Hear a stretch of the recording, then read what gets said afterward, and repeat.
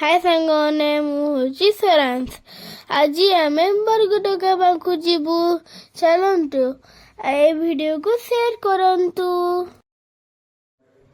एबे मो मम्मी सह दुकान गली सेठी जाई बसी मो आगरे एते सारा चॉकलेट और आइसक्रीम अछि। इच्छा ହେଲା सब चॉकलेट खाई देबी। एते सारा चॉकलेट देखी मते खाइबा ପାଇଁ इच्छा ହେଲା। ମୁଁ ମୋ ମମିଙ୍କୁ ଭିତରକୁ ଡାକିଲି। ତାପରେ ମୁଁ ମେନୁ ଦେଖି ବର୍ଗର ଅର୍ଡର କଲି। ଏବେ ମୋ ବର୍ଗର ଆସିଗଲା। ବର୍ଗର ଦେଖି ଖାଇବା ଆରମ୍ଭ କଲି। ଆଉ ବର୍ଗର ବହୁତ ଟେଷ୍ଟି ହୋଇଥିଲା।